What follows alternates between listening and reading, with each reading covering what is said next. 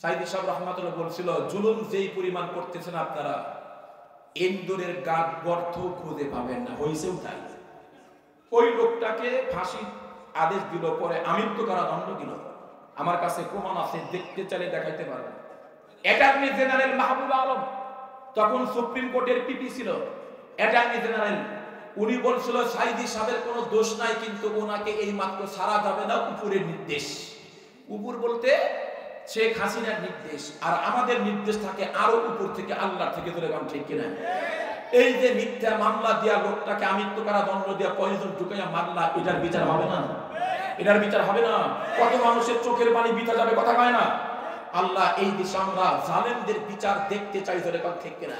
তবে একটা কথা বলি, আমাদের দেশের সৌন্দর্য বজায় রাখতে আমরা যেই সমস্ত আওয়ামী করেছে সাধারণ মানুষ, তারা তো আর শেখ হাসিনার দুর্নীতি সম্পর্কে জানে না, ওবায়দুল কাদেরের দুর্নীতি সম্পর্কে জানে না, সাদি সেলিমের আকাম কুদাম সম্পর্কে জানে না। কিছু আছে সাধারণ দলকে মহব্বত করে, বঙ্গবন্ধুকে ভালোবাসে, দল করছে, তারা মানুষের কোনো ক্ষতি করে নাই। এই লোকগুলাকে আপনারা কখনো হয়রানি করেন না, এটা আমার দরখাস্ত। কেন? যদি করেন তাহলে এদেশের শৃঙ্খলা নষ্ট হয়ে যাবে। ওদের তো কোনো দোষ নেই, কিন্তু সত্যিকারের যারা অপরাধী তাদের দৃষ্টান্তমূলক শাস্তি আমরা বাংলার জমিনে দেখতে চাই। ঠিক কিনা? আমাদের সরকারের কাছে দাবি, ট্রাইব্যুনালের কাছে দাবি, রাত 12টা 1 মিনিটে কোনো ফাঁসি আমরা দেখতে চাই না। আমরা দেখব দিনের বেলায় দুপুর 12টায় যারা মানুষ হত্যা করেছে বাইতুল মোকাররমের গেটের সামনে, ওইখানে ফাঁসির মঞ্চ চালু করে ওখানে ফাঁসি দিবেন। রাতের অন্ধকারে কি দিয়ে কি করে জনগণ বোঝেই না। ওদের বিগত দিনে বঙ্গবন্ধুর খুনিদের ফাঁসি দিয়েছে, শেখ হাসিনা নিজেই একটার বুকের উপর উইঠা ধরা করছে। আপনারা জানেন এটা? এটা তো পালানের পরে পাস্ট হয়েছে। বজলুল হুদা, ওরা বাবার প্রথম খুন করছিল, গুলি করছিল, তোর মধ্যে একটা জিদ ছিল। আমার আব্বাকে যারা মারতে প্রথম গুলি করছে, ওরা আমি নির্ঘাত জবাই করব। যেদিন 3 জনকে ফাঁসির অর্ডার হলো, কার্যকর করবে কাশিমপুর কারাগারে, ওই দিন তিনি রাত 11টার সময়, পত্রিকা তখন আসছিল, আমরা তখন বুঝি নাই, এই 5 তারিখে পরে বুঝছি, উনি 2টা কালো গাড়ির ভিতরে ঢুকছে। ওর মধ্যে শেখ হাসিনা ছিল, আরো নেতা কর্মী ছিল যুবলীগের, এবার যারা যারা ছিল বড় সাইটাল যারা ছিল আর কি, ওবায়দুল হয়তো বা ছিল। তো লাইট বন্ধ করে ভিতরে ঢুকছে, 3টারে 2টাকে ফাঁসি দিয়েছে আসল জায়গা, আর একটা সিনার উপরে শেখ হাসিনা পা উঠাইছে, এরপর 2 জন হাত ধরছে, তারপর জব করছে। কি পরিমাণ প্রতিশোধ পরণ এই মহিলা হইতে পারে, চিন্তা করতে হয়। আবার কয় তাহাজ্জুদ নামাজ পড়ে। নেতা কর্মীরা কইতো হুজুর মুখ সামনে তখন আমগর নেত্রী ফজর নামাজের পরে তাহাজ্জুদ না পড়া কোথাও যাইতো না। তাহাজ্জুদ কখন পড়ে? ফজর আগে না পড়ে? এটাও তো জানে না কখন পড়ে। মুসলমান ভাইরা আমার কথাগুলো দিল দিয়ে শুনেন। আল্লাহর পয়গম্বর কয় 1 নাম্বার প্রশ্ন হবে, জীবন দিছিলাম কোন কাজে ব্যয় করছো? 2 নাম্বার প্রশ্ন করা হবে, তোমার যৌবনকালটা কোন কাজে ব্যয় করছো? নামাজ পড়ছো কিনা, সুদ ঠিক মতো খাইছো কিনা, যৌবন বয়সে গোশ ঠিক মতো খাইছো কিনা, অমকের ক্ষতি করছো কিনা, আর আকাম কুকাম করছো কিনা। হায় হায়, এই সবগুলোর হিসাব যৌবনকালে দেওয়া লাগবে। এটা হলো 2 নাম্বার প্রশ্ন।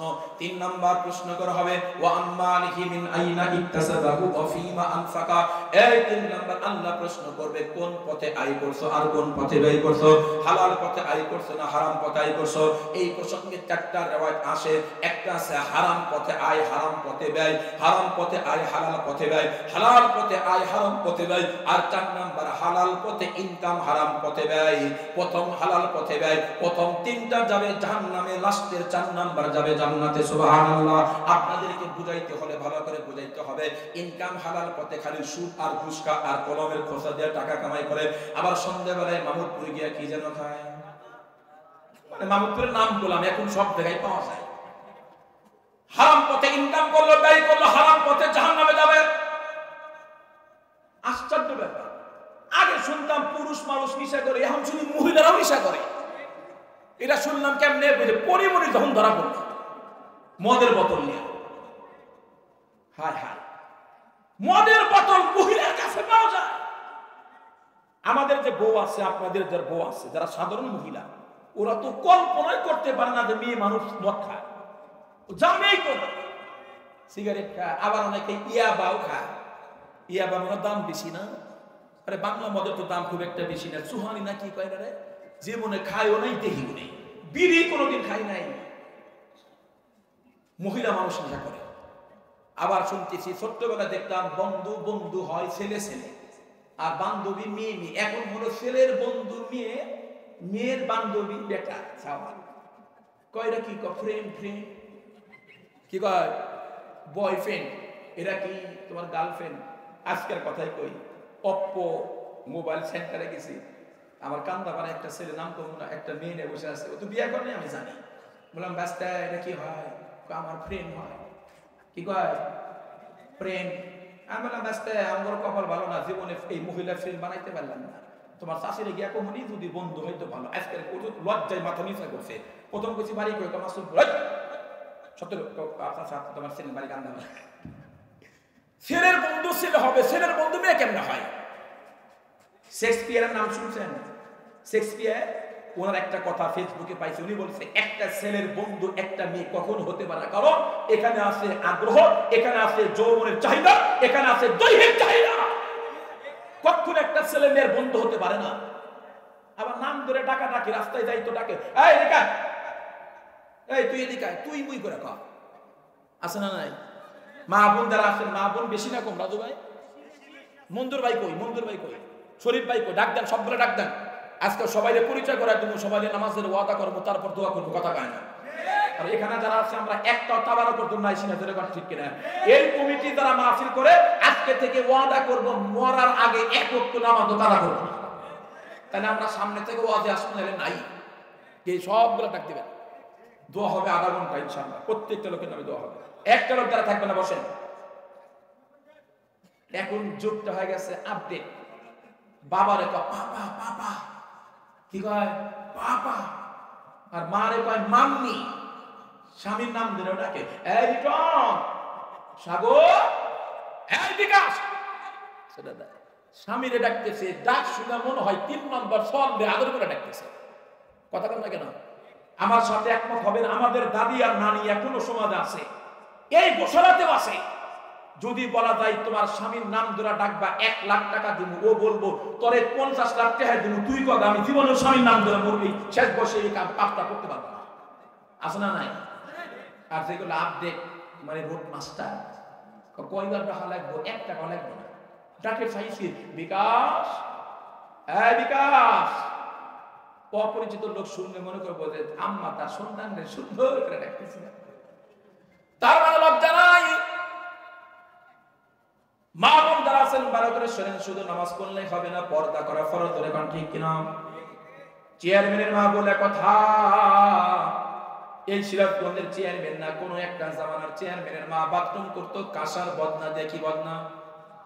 কাঁসার বদনা ছিলেন? এই তোমরা হু করো না, তোমরা তো জন্মের পরে দেখছো আরএফএল আর বেঙ্গল, ঝুলন্ত পায়খানা তো জীবনের নামই শোনো নাই। আমরা দেখছি, মুরব্বীরা দেখছি। হারুন ভাই কথা বলেন না, প্রিন্সিপাল সাহেব, সভাপতি, 2টা বাস এই দিক দেওয়া, 2টা এই দিক দেওয়া, উপরে কাম সারার জন্য পয়সা, নিচের দিক তাকালে সাদা পোকা এমন করছে, করছে করে না? এখন তো বাথরুমে এসি লাগানো, আবার অনেকে বাথরুমে ফ্যানও লাগা। তখন তোর এইখানে কি কষ্ট হয়, আমার সাথে ফ্যান না লাগালে জীবন আছে না নাই? আকাম কুকাম টাকা কামাই করে, সৎ পথে ইনকাম না, তো লাগাইছে ফ্যান। আমি পত্রিকা পড়ছি, ভাদিমির পুতিন যিনি রাশিয়ার প্রেসিডেন্ট, ওনার বাথরুমের পুরা কমরটা স্বর্ণের বানানো। কয় কেজি স্বর্ণ আল্লাহ জানে, আমাদের মা বোনরা 1 আনা সোনা পায় না, ওর বাথরুমের কমরটা স্বর্ণ দেওয়া। চেয়ারম্যানের মা বিদ্যা মহিলা কাঁসার বদনা দেওয়া যায়, বাথরুম করেন। হঠাৎ করে একদিন কাঁসার বদনাটা টাঙ্কির মধ্যে পড়ে গেছে, আর কি তোলা যাবে নাকি বলেন? চেয়ারম্যানের মা বারান্দা বসে কাঁদে। নাতি একটা ছিল 14 বছর, ডাক দেয়া কয় দাদি কান্দো কেন? বলে বলিস না, এই ঘটনা 20 বছর ধরে কাঁসার বদনাতে টয়লেটে যাই, আজকে পড়ে গেছে, তাই তো মনটা ভার। নাতি ডাক দেখো, আয়াম চেয়ারম্যানের বেটা, চেয়ারম্যানের বেটার ভাব আছে না নাই? চেয়ারম্যানের ফুফাতো মামাতো শালার ভাবে এলাকায় থাকা যায় না, জোরে গান ঠিক কিনা? সেখানে চেয়ারম্যানের পোলা ব্লাড কানেকশন সম্পর্ক, জোরে গান ঠিক কিনা? টাকার তো অভাব নাই। ডাক দেখায় দাদি গো, একটা পড়ে গেছে 10টা কিনা আনবো। কি বলে আপনার ওই যে বাসস থেকে অথবা একটা কি আছে যেন চৌধুরী কুকারির থেকে দাদির চিন্তার কোনো কারণ নাই। দাদির আগদা কয় ওই জন্য কাঁদি না কেন কান্দো? দাদির আগদা কয় এই যে বদনাটা 20-22টা বছর আমি ব্যবহার করছি, ও আমার লজ্জাস্থান দেখছে, ধরে কান ঠিক কিনা? আজকে পড়ে গেছে, বাজার থেকে আর একটা আনবা নতুন, ও তো আমার দেখবো কত বড়